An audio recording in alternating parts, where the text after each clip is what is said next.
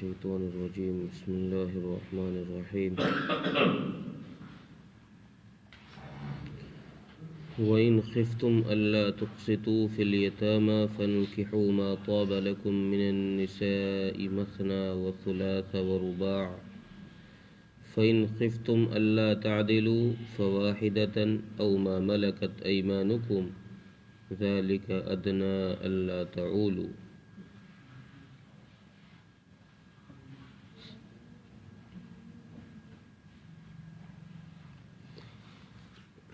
پچھلی آیتوں میں بھی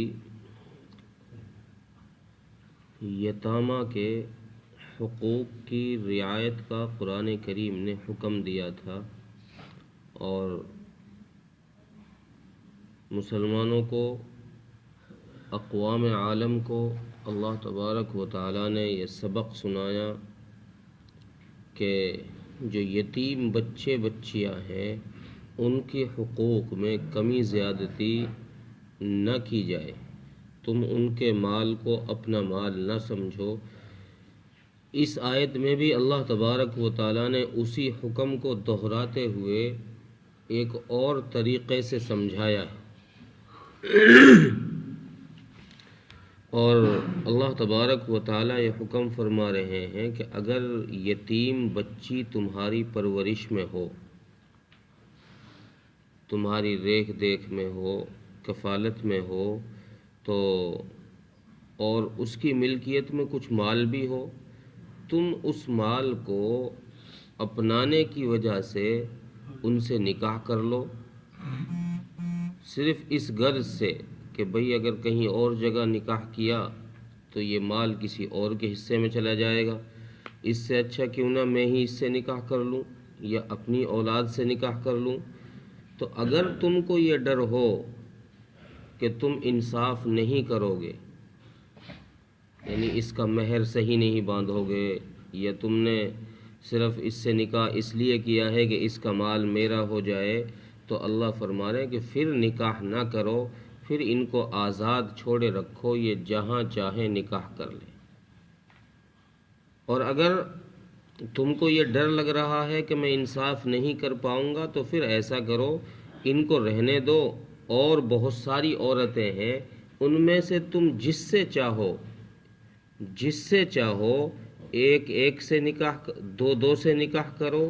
تین سے نکاح کرو، چار سے نکاح کرو۔ 4 تک کی شریعت نے یہاں حد قائم کی ہے کہ 4 سے آگے اجازت نہیں ہے۔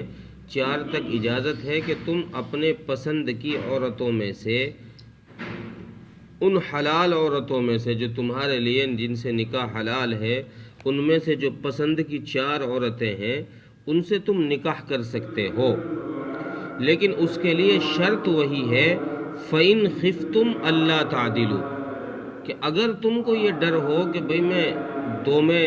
یا 3 میں یا 4 میں انصاف نہیں کر پاؤں گا، مہر برابر نہیں دے پاؤں گا، اور جو ان کے حقوق ہیں ازدواجی زندگی کے میں ان کو پورا نہیں کر پاؤں گا،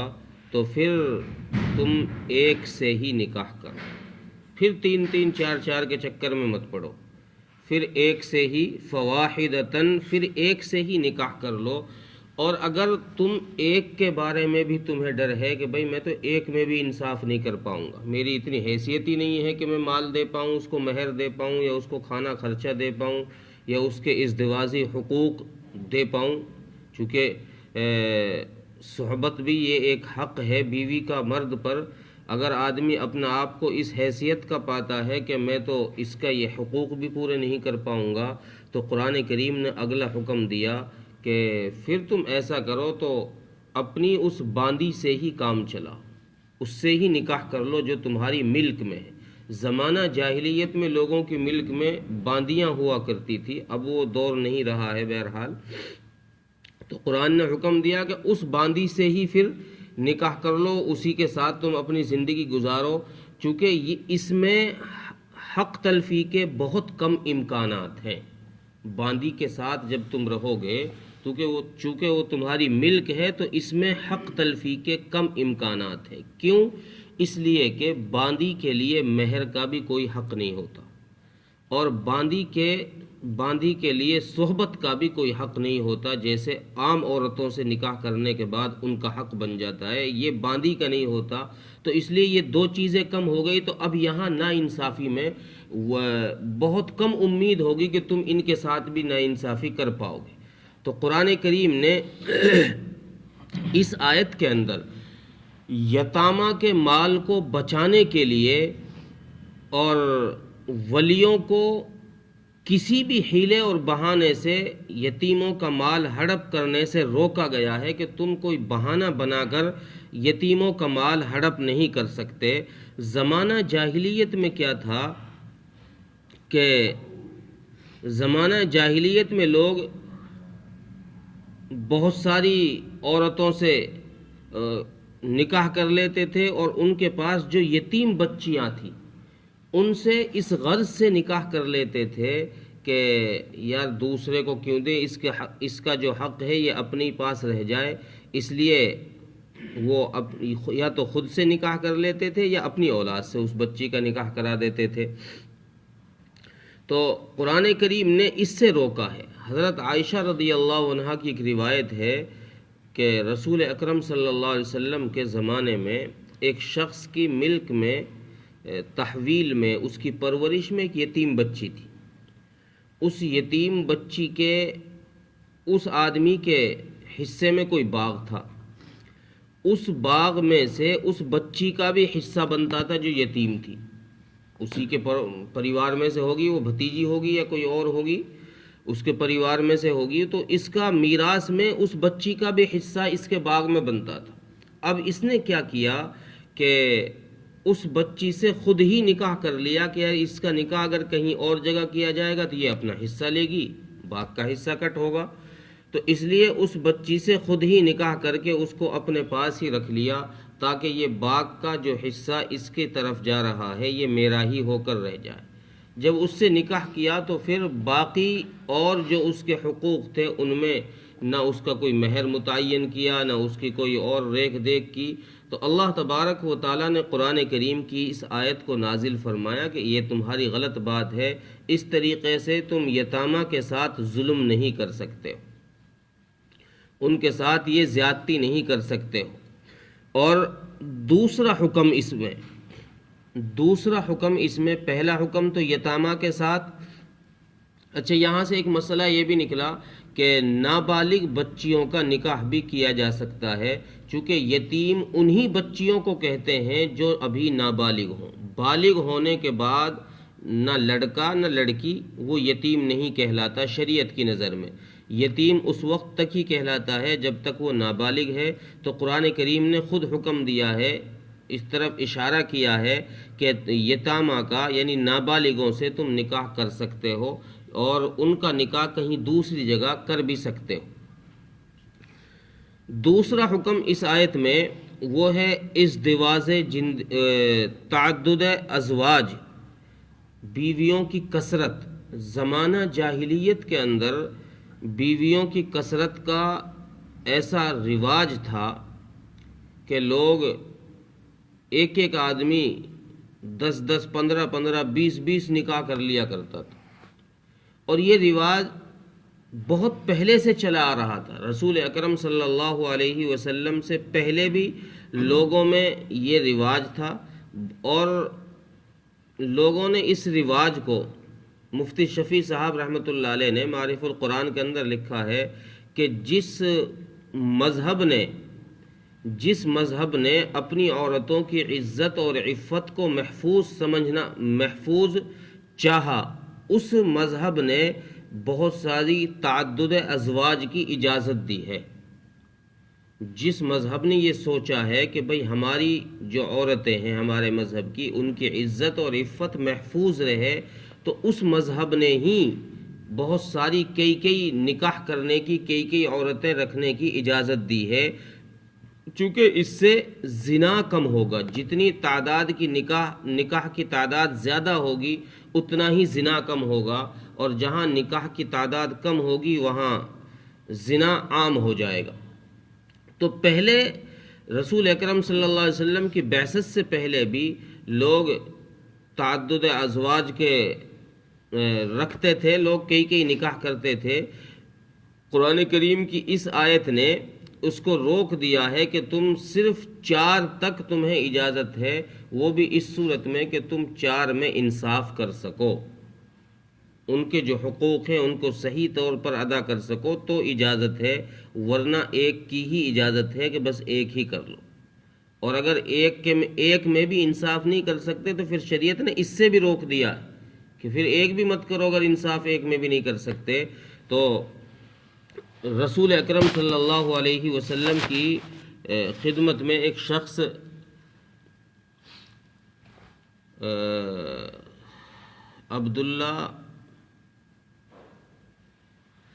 ایک شخص مسلمان ہوئے، نام ذہن سے نکل گیا میرا، مسلمان ہوئے۔ جب وہ مسلمان ہوئے تو ان کے نکاح میں اس وقت 10 عورتیں تھیں، وہ عورتیں بھی مسلمان ہو گئی۔ رسول اکرم صلی اللہ علیہ وسلم نے ارشاد فرمایا کہ بھائی اب تم مسلمان ہو گئے ہو اور اسلام 4 عورتوں سے زیادہ عورتوں کی اجازت نہیں دیتا اپنے نکاح میں، اس لیے ایسا کرو ان 10 میں سے تم 4 اپنے پسند کی جن کو چاہو اپنے نکاح میں باقی رکھو، باقی 6 کو طلاق دے دو۔ تو اس شخص نے باقی 6 کو طلاق دے دیا، 4 اپنے نکاح میں رکھ لی۔ تو نبی کے اس فرمان سے بھی پتہ چل رہا ہے کہ اسلام صرف 4 تک ہی محدود رکھ رہا ہے، وہ بھی اس صورت میں کہ انصاف کر سکو، ورنہ پہلے کیا تھا،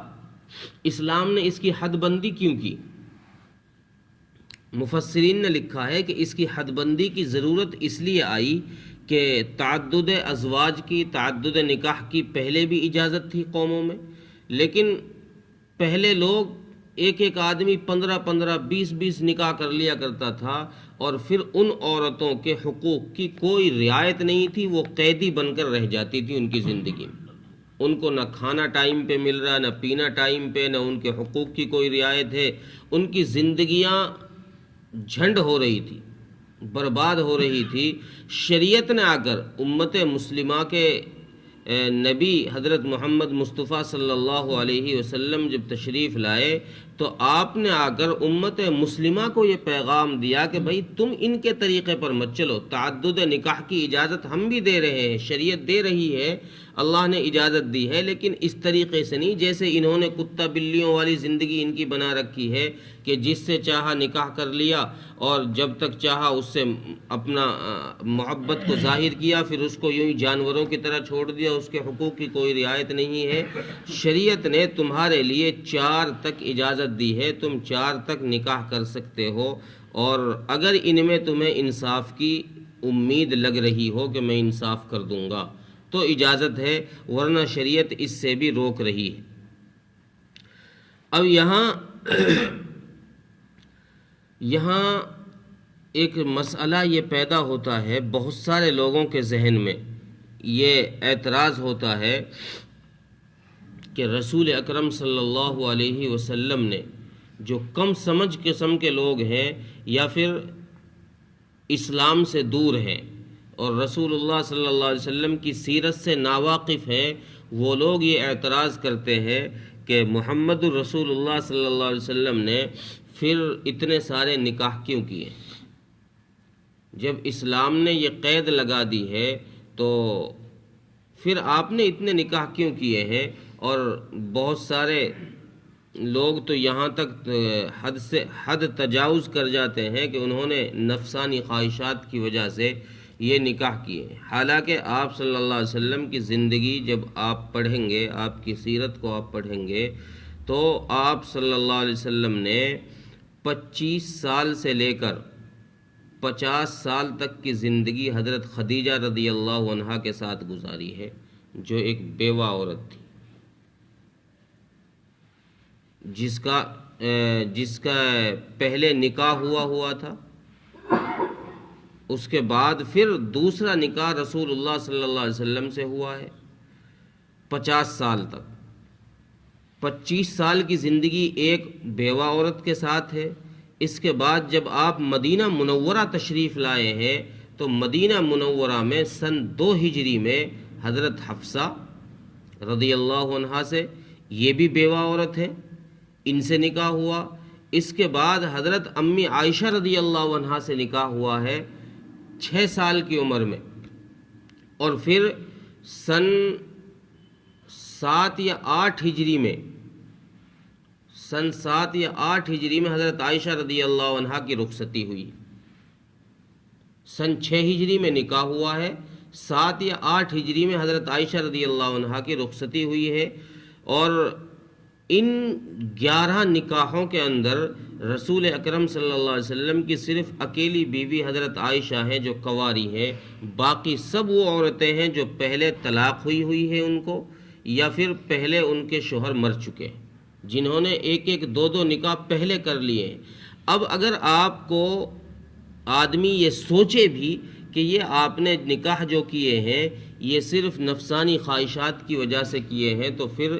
یہ بات سمجھنے کی ہے کہ نفسانی خواہشات کیا بیوہ عورتوں سے پوری کی جاتی ہے یا طلاق شداؤں سے پوری کی جاتی ہے؟ اور پھر نفسانی خواہشات کو اگر نعوذ باللہ پورا ہی کرنا ہوتا تو پھر آپ 25 سے جو 40 سال تک کی زندگی ہوتی ہے یہ اصل جوانی ہوتی ہے، اس میں آپ نکاح کرتے۔ آپ نے نکاح تو اس میں کسی اور عورت سے کیا ہی نہیں ہے 50 سال تک۔ تو اس لیے یہ بات، یہ جو دشمنان اسلام ہیں انہوں نے یہ پروپیگنڈے اور فتنے اسلام کے چھوڑ رکھے ہیں لوگوں کو بہکانے کے لیے کہ یہ تو اس طریقے کا مذہب ہے، ان کے رسول اس طریقے کے ہیں۔ لیکن جب آدمی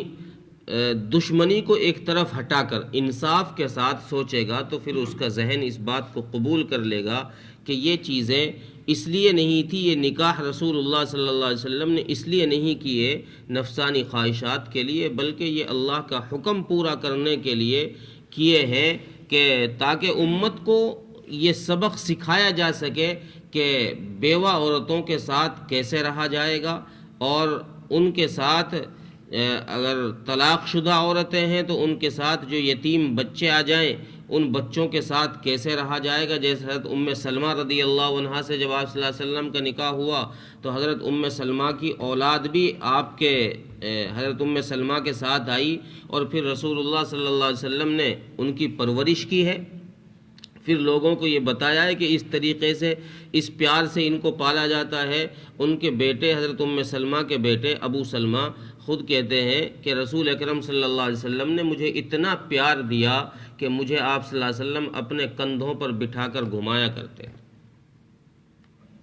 دوسری اولاد سے کون اتنا پیار کرتا ہے؟ تو آپ صلی اللہ علیہ وسلم نے لوگوں کو یہ سکھایا، یہ سمجھایا کہ دوسرے لوگ جو دوسری عورتوں سے